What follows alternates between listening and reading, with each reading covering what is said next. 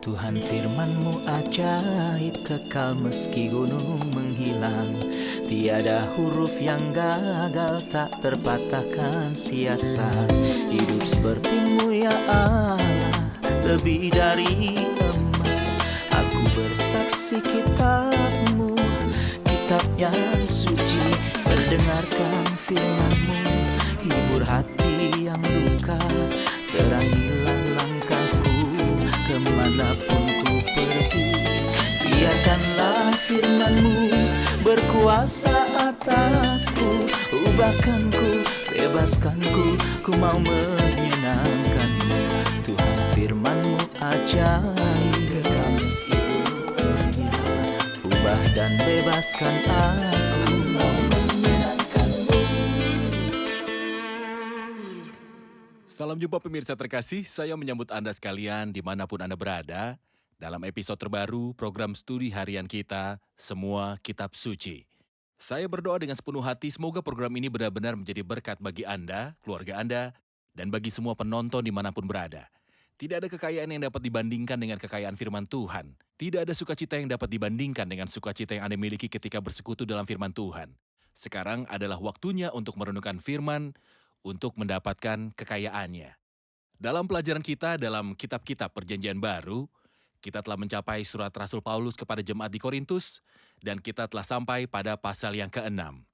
Izinkan saya memulai menyambut tamu kehormatan saya di studio, hamba Tuhan Dr. Farid Zaki. Selamat datang Dr. Farid. Selamat datang. Juga para hadirin yang telah bergabung di studio, selamat datang.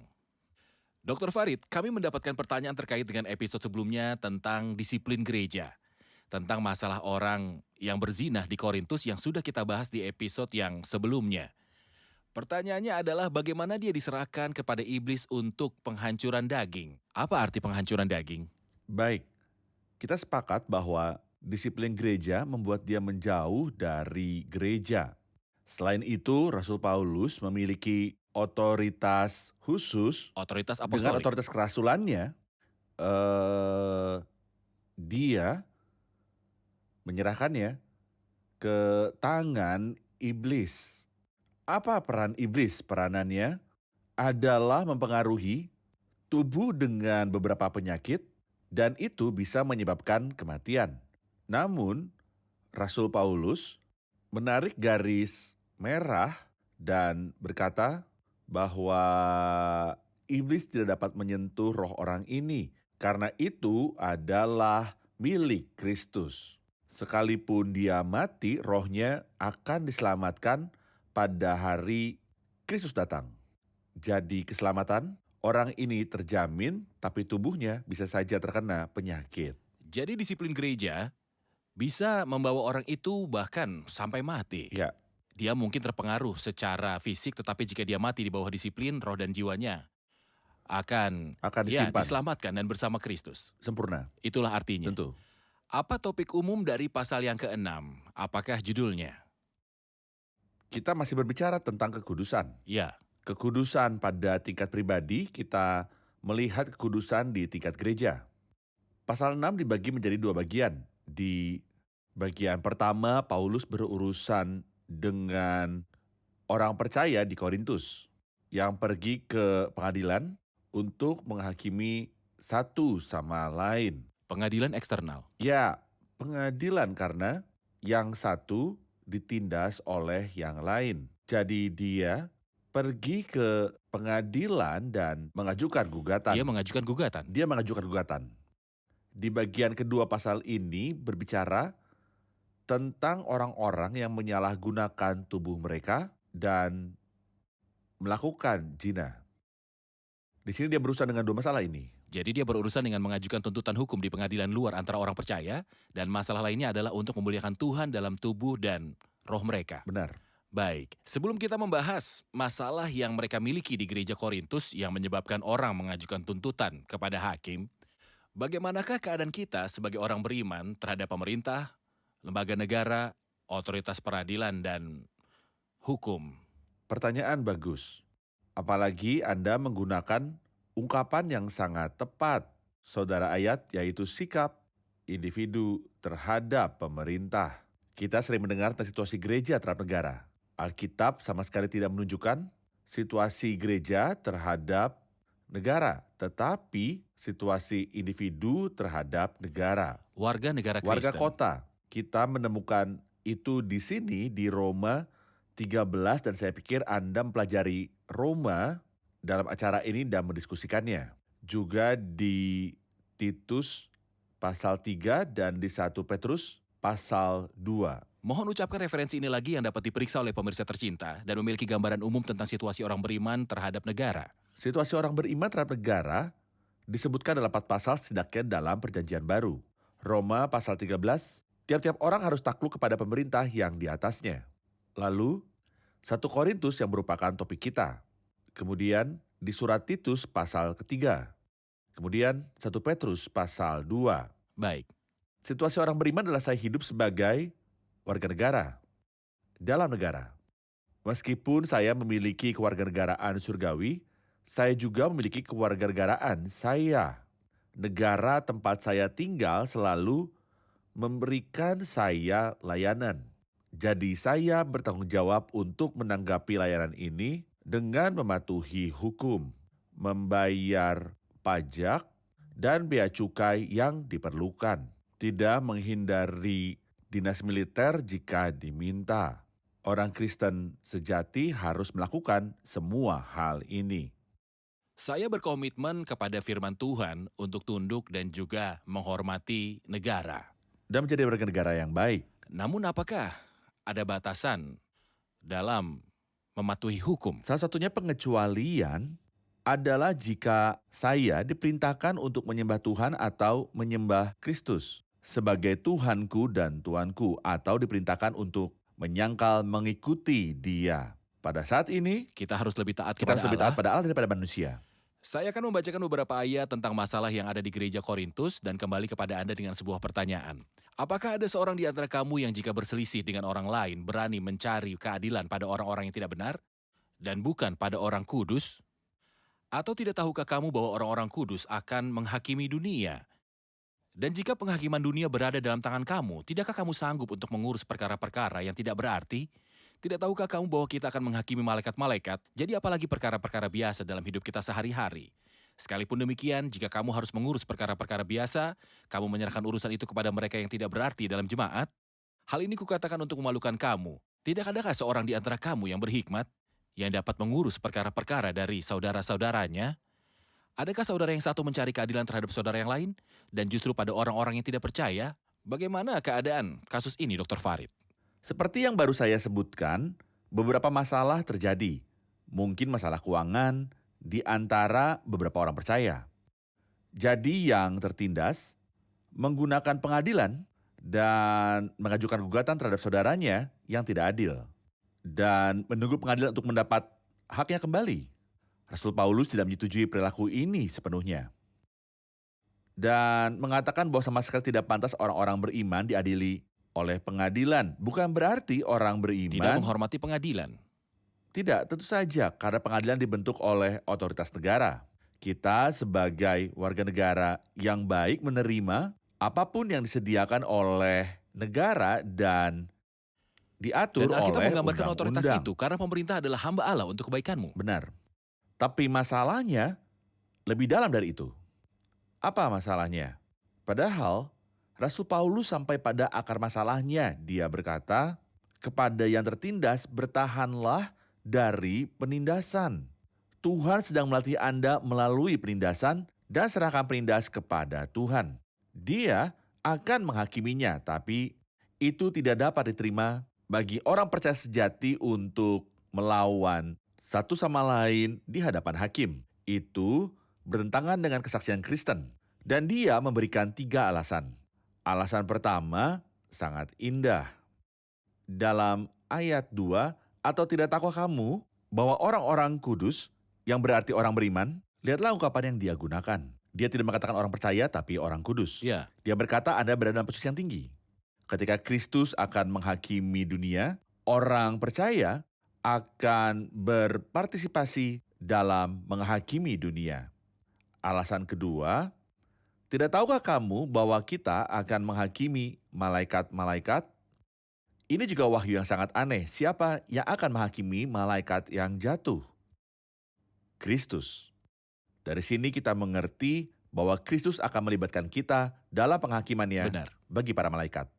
Alasan ketiga adalah bahwa kita yang berselisih dengan orang lain tidak boleh diadili oleh orang yang tidak benar. Apa artinya tidak benar? Ini tidak berarti bahwa hakim adalah penindas.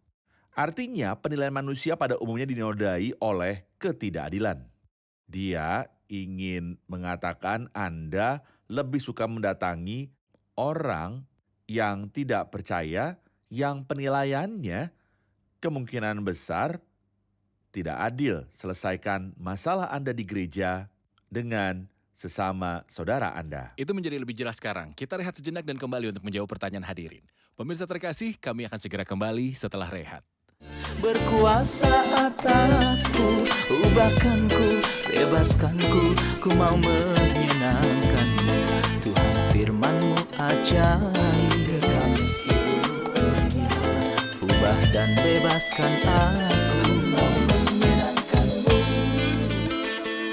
Kami telah kembali pemirsa terkasih untuk menjawab pertanyaan hadirin di studio.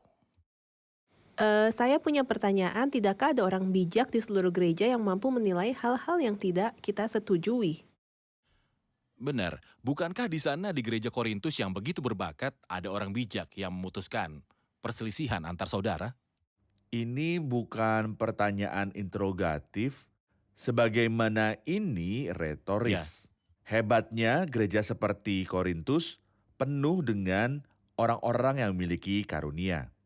Dan secara finansial mereka kaya, tapi mereka tidak cukup bijak untuk menghakimi antar saudara yang tidak adil dan yang tertindas. Ini menunjukkan kemiskinan dan menunjukkan bahwa tidak ada spiritualitas. Ya. Bukankah kita membaca manusia yang rohani memiliki semua hal berarti membedakan? Tidak ada spiritualitas.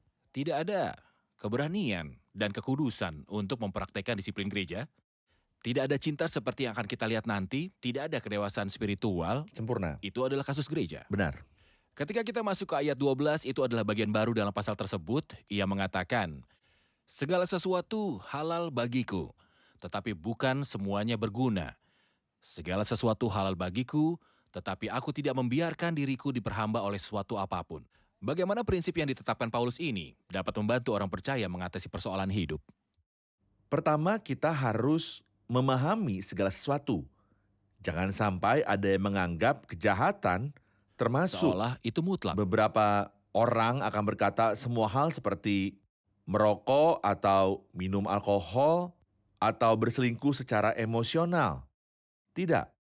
Di sini dia berbicara tentang perbuatan baik yang benar-benar murni, tapi semua hal yang saya sebutkan dikutuk, atau saya ingin mengatakan bahwa ada beberapa hal yang harus diperhatikan oleh orang beriman. Maka ia berkata, segala sesuatu halal bagiku tapi bukan semuanya berguna. Segala sesuatu halal, kata membantu, berarti bermanfaat bagi saya. Segala sesuatu halal bagiku, tapi aku tidak membiarkan diriku diperhamba oleh suatu apapun. Jadi, orang beriman harus menjaga semua makanannya. Tahukah Anda bahwa Anda mungkin dibawa di bawah kuasa makanan? Apakah makanan merupakan hal yang alami atau hal yang buruk? Itu wajar, tetapi mungkin saya dibawa di bawah kekuatannya. Berada di bawah kekuasaannya berarti membuat cacat secara spiritual. Ya. Tidak mungkin membuatku berada di bawah kekuasaannya. Dan hubungan atau persahabatan saudara kandung atau suami dengan istrinya, semua hal seperti itu telah diciptakan Tuhan, tapi kita harus menyimpannya di tempat yang tepat agar tidak menghalangi kita atau membawa kita di bawah kekuasaan mereka. Saya harus meletakkan hal-hal di bawah kekuatan saya, bukan sebaliknya. Contoh bagi kaum muda menggunakan media, Facebook atau WhatsApp atau internet tidak menempatkan saya di bawah kekuasaan mereka. Olahraga tidak akan menempatkan saya di bawah kekuasaannya. Beraktivitas olahraga itu bagus tapi tidak berada di bawahnya. Saya harus menempatkan hal ini di bawah kekuasaan saya. Baik. Jadi saya harus menguasai bagaimana dan kapan menggunakan sesuatu. Benar. Jika saya kehilangan kendali Dan saya berada di bawah hal-hal ini, di sini kita berada di luar garis kerangka ketuhanan. 100% benar. Ayat 13, makanan adalah untuk perut dan perut untuk makanan, tetapi kedua-duanya akan dibinasakan Allah. Tetapi tubuh bukanlah untuk percabulan, melainkan untuk Tuhan, dan Tuhan untuk tubuh. Apakah Tuhan atau Rasul Paulus ingin mengatakan sesuatu dengan kata-kata ini? Tentu dia berbicara tentang makanan. Silakan. Karena itu ia mulai dengan makanan. Dalam pasal 8, dia akan menegaskan ide yang sama. Jangan biarkan makanan menyebabkan orang lain tersandung. Kita akan baca ayat yang terkenal itu, jika makan daging buat saudaraku tersandung. Apabila makanan menjadi batu sandungan, bagi saudaraku aku untuk selama-lamanya, tidak akan mau makan daging lagi. Apakah Anda melihat sejauh mana? Ya. Itulah kebebasan Kristiani yang mempertimbangkan yang lain. Berhati-hatilah. Anda yang membiarkan makanan mengendalikan Anda perlu ketahui bahwa makanan ini untuk lambung. Mereka tidak memberi makanan semangat Anda. Pada akhirnya, keduanya akan hancur saat sekarat. Semua akan berakhir. Tidak ada makanan dan bahkan tubuh menjadi debu. Di sini dia memasang bendera merah yang berbahaya, lonceng peringatan. Tubuh bukan untuk percabulan. Mereka rentan terjerumus ke dalam percabulan karena penyebarannya di Korintus sejauh mempraktekkan dosa ini adalah bagian dari agama mereka. Benar. Mereka kehilangan kepekaan terhadap dosa ini. Benar. Dan berpikir itu adalah gaya hidup yang normal. Ya. Paulus berkata, berhenti. Sekarang tubuh bukan untuk percabulan, tetapi untuk Kristus. Izinkan saya melanjutkan membaca, lalu kita rehat sejenak dan kembali untuk menjawab pertanyaan. Ayat 14, setelah mengatakan, tetapi tubuh bukanlah untuk percabulan, melainkan untuk Tuhan, dan Tuhan untuk tubuh. Ayat 14, Allah yang membangkitkan Tuhan akan membangkitkan kita juga oleh kuasanya. Tidak tahukah kamu bahwa tubuhmu adalah anggota Kristus? Atau kuambilkah anggota Kristus untuk menyerahkannya kepada percabulan? Sekali-kali tidak. Atau tidak tahukah kamu bahwa siapa yang mengikatkan dirinya pada perempuan cabul menjadi satu tubuh dengan dia? Sebab demikianlah kata Nas, keduanya akan menjadi satu daging. Tetapi siapa yang mengikatkan dirinya pada Tuhan menjadi satu roh dengan dia? Jauhkanlah dirimu dari percabulan. Setiap dosa lain yang dilakukan manusia terjadi di luar dirinya, tetapi orang yang melakukan percabulan berdosa terhadap dirinya sendiri. 1 Korintus 3 ayat 16, 2 Korintus 6 ayat 16, atau tidak tahukah kamu bahwa tubuhmu adalah bait Roh Kudus yang diam di dalam kamu, Roh Kudus yang kamu peroleh dari Allah, dan kamu bukan milikmu sendiri? Karena kamu telah dibeli dengan suatu harga. Karena itu muliakanlah Tuhan dalam tubuhmu dan dalam rohmu yang adalah milik Tuhan. Kita rehat sejenak dan kembali untuk menjawab pertanyaan hadirin. Pemirsa terkasih, kami akan segera kembali setelah rehat. Berkuasa atasku, ubahkanku, bebaskanku, ku mau menyenangkanmu. Tuhan firman-Mu ajaib, kekal seluruhnya. Ubah dan bebaskan aku, mau menyenangkanmu. Kami telah kembali pemirsa terkasih untuk menjawab pertanyaan dari hadirin di studio. Kita perhatikan ayat yang kita baca dari ayat 15 sampai 18 bahwa dia berfokus pada dosa tertentu, yaitu perzinahan. Larilah dari percabulan. Mengapa? Mengapa lebih berbahaya bagi orang percaya sebagai anggota tubuh Kristus daripada dosa lainnya? Apakah bahaya melakukan percabulan bagi individu dan orang beriman pada umumnya? Bahaya zina adalah melalui hubungan seksual antara suami dan istri, suatu dimensi khusus terjadi yang dilambangkan dengan keduanya menjadi satu daging.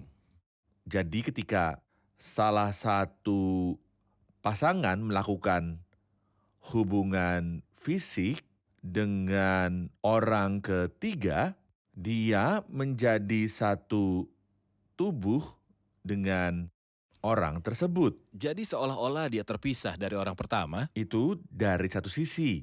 Di sisi lain, bagaimana seorang Kristen beriman yang bergabung dengan seorang pelacur? Itulah situasi di Korintus. Ya. Mereka yang menawarkan hubungan ini adalah wanita. Ya, Seperti yang kita katakan di episode pertama, jadi dia berkata kepada orang percaya yang membuat hubungan ini, tahukah kamu apa yang kamu lakukan ketika Anda bergabung dengan seorang pelacur?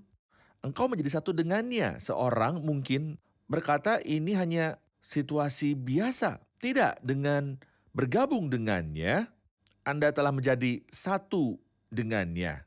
Dapatkah saya mengambil tubuh Anda sebagai orang percaya dan anggota tubuh Kristus Anggota Kristus. dan jadikan dia anggota pelacur? Ini pada ayat yang ke-15. Akan kuambilkah anggota Kristus? Dia berarti orang percaya. Untuk menyerahkannya kepada pencabulan, maknanya muncul dari ayat berikutnya. Mengikatkan diri pada perempuan cabul, atau tidak tahukah kamu bahwa siapa yang mengikatkan dirinya pada perempuan cabul menjadi satu tubuh dengan dia? Jadi mereka yang melakukan dosa ini menjadi anggota tubuh seorang pelacur. Benar. Tentu. Kita telah mempelajari bahayanya bagi orang itu sendiri. Tetapi, apakah bahayanya bagi tubuh Kristus itu sendiri? Saya ingin kembali ke bahayanya atas orang tersebut. Silakan. Pasal ini menunjukkan kepada kita bahaya orang percaya menggunakan tubuhnya ke dalam hubungan seksual. Ya, Ini memberikan 4 alasan. Alasan pertama adalah bahwa orang percaya adalah milik Kristus. ya, dia membeli kita dengan sebuah harga. Dia membeli kita dengan harga. Kedua, Roh Kudus berdiam di dalam orang percaya. Bait roh. Ketiga, orang percaya adalah anggota tubuh Kristus. Bayangkan saudara ayat, bahwa tubuh saya adalah organ Kristus. Saya mewakili tangan Kristus, jari Kristus, atau kaki Kristus. Sungguh suatu kehormatan. Keempat, tubuh-tubuh ini akan dibangkitkan kembali dalam kebangkitan. Akan gambar kesempurnaan tubuh Kristus. Ini adalah 4 alasan yang serius yang akan membantu kita memandang tubuh kita dan menjaganya dari kejahatan. Ini pembicaraan yang cukup serius. Apakah ini berarti saya tidak bebas menggunakan organ tubuh saya seperti yang saya inginkan, padahal ini milik Tentu. saya? Jadi sebelum saya mengambil sesuatu, saya mendapat izin dari Tuhan. Apakah ini sesuai dengan keinginan Anda atau tidak 100% Tuhan? benar. Jika kita hidup seperti ini, semuanya akan berbeda. 100% benar. Dampaknya bagi gereja seperti yang saya katakan sebelumnya, gereja adalah tempat kekudusan. Jadi hal seperti itu tidak boleh. Gereja adalah tubuh Kristus, Tubuh bukan Kristus bangunan. bukan bangunannya, adalah kudus. Jadi tidak ada ruang untuk hal-hal seperti itu sama sekali. Dan jika hal seperti itu muncul harus segera ditangani. Karena itu dia berkata, atau tidak tahukah kamu bahwa tubuhmu adalah bait Roh Kudus? Di sini setiap tubuh orang percaya tak adalah bait Roh Kudus. Tuhan memberkati Anda, Dr. Farid. Kita simpulkan episode ini bersama hadirin. Jika seorang percaya adalah warga negara surga, tetapi tinggal di bumi, apakah perannya terhadap negara dan hukum? Kita memahami peran orang beriman terhadap negara dari 4 tempat dalam Alkitab. Roma 13, Titus 3, 1 Petrus 2, 1 Korintus 6. Dari situ kita memahami bahwa orang beriman harus menjadi warga negara yang baik, yang berarti dia harus mematuhi hukum dan melakukan semua kewajiban kewarganegaraannya, mulai dari membayar pajak, pakaian atau wajib militer atau apapun. Satu-satunya pengecualian untuk mematuhi negara adalah ketika negara mewajibkan orang percaya untuk menyangkal Kristus, karena kita harus lebih taat kepada Allah daripada kepada manusia. Benar, tepat. Rasul Paulus menetapkan prinsip penting dalam ayat 12 pasal 6, segala sesuatu halal bagiku, tetapi bukan semuanya berguna. Segala sesuatu halal bagiku, tetapi aku tidak membiarkan diriku diperhamba oleh suatu apapun. Bagaimana hukum ini mengatur urusan orang Kristen di bumi? Kata semua hal di sini tidak mutlak. Dia berbicara tentang semua hal yang baik, apapun yang salah akan tetap salah. Ada 2 syarat yang ditetapkan oleh Rasul Paulus dalam ayat ini. Yang pertama adalah hal-hal ini harus bermanfaat dan membangun. Yang kedua adalah tidak ada yang membuat saya berada di bawah kekuasaannya, baik makanan, tidur, atau bahkan hubungan sosial atau media. Tidak ada yang mengendalikan saya. Terima kasih, Tuhan memberkati. Terima kasih Dr. Farid. Kita lanjutkan diskusi di episode selanjutnya. Pemirsa terkasih, Rasul Paulus berkata kepada jemaat Korintus, sebab kamu telah dibeli dan harganya telah lunas dibayar. Karena itu muliakanlah Allah dengan tubuhmu. Masing-masing dari kita bukan lagi milik dirinya sendiri. Kita milik Tuhan, Tuhan Yesus Kristus. Dia pergi ke kayu salib dan membeli kita. Jadi tubuh, roh, dan jiwa kita adalah milik Tuhan. Jadi kita hidup dalam terang ide ini. Dan memahami bahwa apapun yang kita lakukan dalam hidup harus dilakukan menurut pikiran Allah, kehendak Allah, dan untuk kemuliaan Allah. Semuanya akan terasa berbeda. Prinsip keseluruhan yang banyak dipraktikkan adalah, apa akan Kristus lakukan jika dia berada dalam situasi seperti saya? Oleh karena itu saya meminta Anda dalam segala hal yang Anda lakukan, dalam setiap keputusan yang Anda buat, atau jika Anda ingin berbicara, tempatkan Kristus di tempat Anda dalam situasi itu. Tanyakan pada diri Anda, jika Kristus ada di tempat saya, apa yang akan dilakukan? Dan katakan, jika Kristus ada di tempat saya, bagaimana? Dia akan menjawab, saya yakin jika Anda memberi diri Anda kesempatan untuk berpikir seperti ini, dalam setiap situasi, banyak hal akan berubah.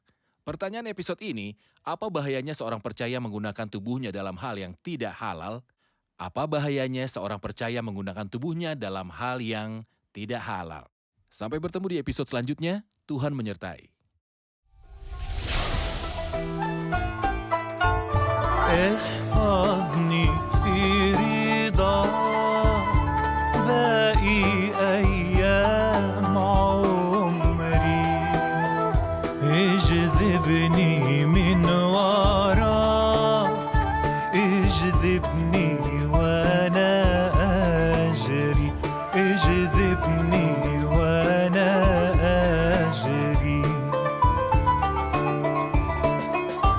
املأني بالأشواق نحوك حبيب قلبي متى أراك عند انتهاء دربي عند انتهاء دربي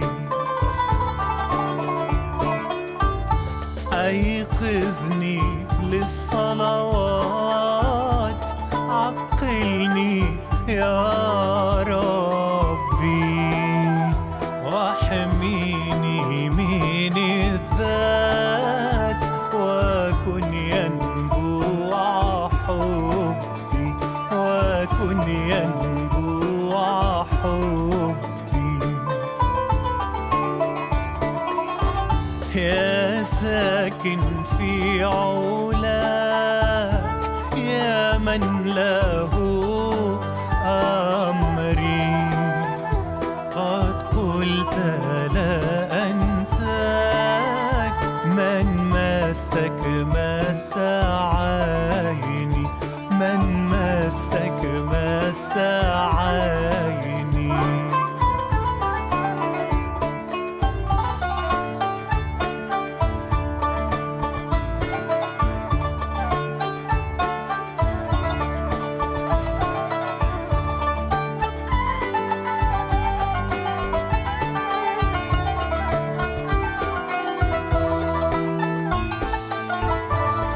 هيئني للبركات اسكب سكيب حبك وانسى كل اللي فات هيادي اضعها في يدك هيادي اضعها في يدك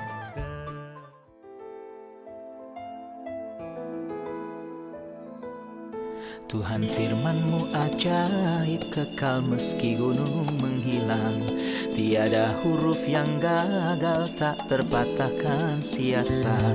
Hidup seperti-Mu ya Allah, lebih dari emas. Aku bersaksi kitab-Mu, kitab yang suci. Mendengarkan firman-Mu, hibur hati yang luka. Terangilah langkahku kemanapun ku pergi.